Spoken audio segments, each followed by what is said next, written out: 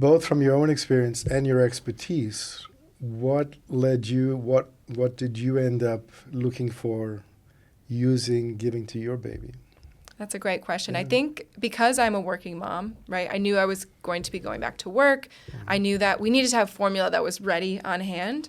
And that's what I felt the most compelled to do research on. And I was really struggling in the research process. There are so many different formulas with seed oils in them. And I know that is kind of a controversial term because there can be good seed oils and bad ones. So I think it really took this long process of going through all these different formulas, seeing what was right.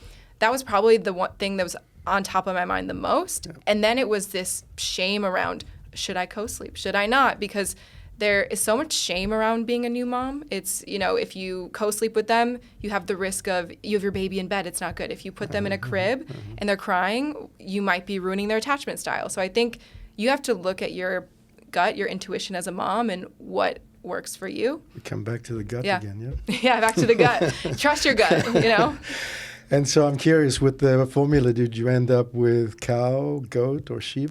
We ended up going with a toddler formula for emergencies. Now, we only ended up giving it to her about one time. I was fortunate enough I could breastfeed and I could pump.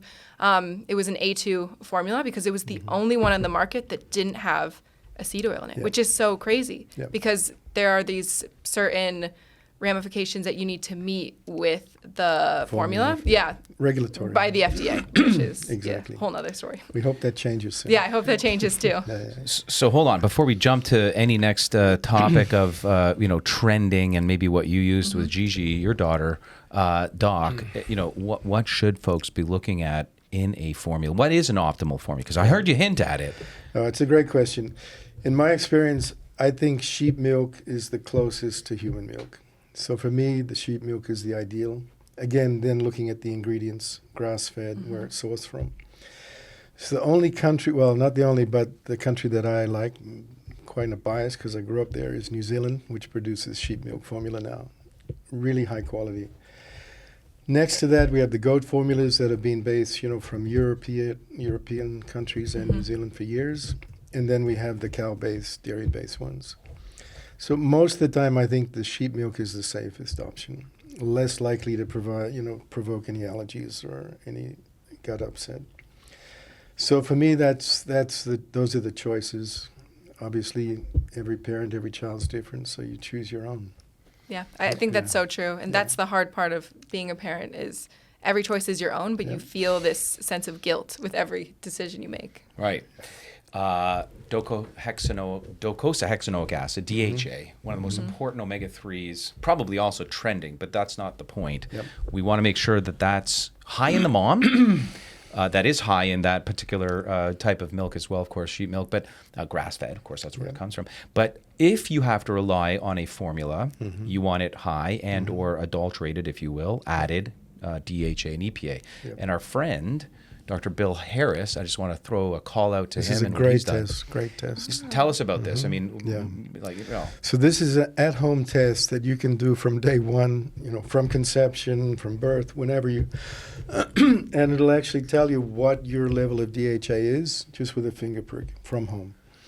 So fantastic resource. Collect the sample. It's your breast milk. Mail it in. Get the results in a couple of weeks. And if you're not high enough, you, mom, just take a little more. Start to take more. Exactly. What is it behind seed oils? Maybe we could spend a couple of seconds on this because we talk about it, but in terms of the trend, right? It's very high popularity, likely to stay high throughout the next year. But why do we care? This is an emerging subject over the last few years. So seed oils essentially are PUFAs, polyunsaturated fatty acids.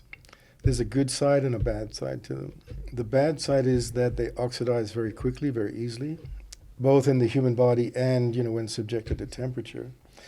So if the diet is unbalanced in the quantity, those versus the solid omega-3s like olive oil, avocado oil, fish oil, then you're getting this inflammatory response from seed oils, provoking an inflammatory response in your body, in your infant's body. And if that starts from, day one, then it's sort of priming their system, your child's system, to go that way into an inflammatory state from the beginning. And as adults, the same inflammatory, reaction is triggered if our diet's out of balance with that too. So for me, the overall, it used to be a little bit ambiguous, but evidence now, try and stay away. One of the things I tend to fall back on in clinical practice if I'm unsure is evolutionary biology. I mean, how long have we been evolving as a human species, and what have we been doing over that time? I mean, those trends are millions of years, let alone, So I fall back to the idea that seeds, forget seed oil extracts, seeds haven't been around longer than about 30,000 years, that we've actually been foraging. And when we foraged and ate them, it was very rare.